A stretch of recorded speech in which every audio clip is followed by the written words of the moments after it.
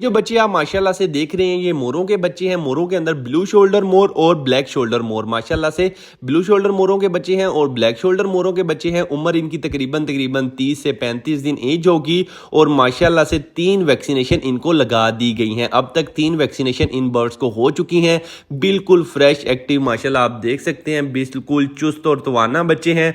6500 का एक जोड़ा मिलेगा, एक नर एक मादी 6500 रुपये में।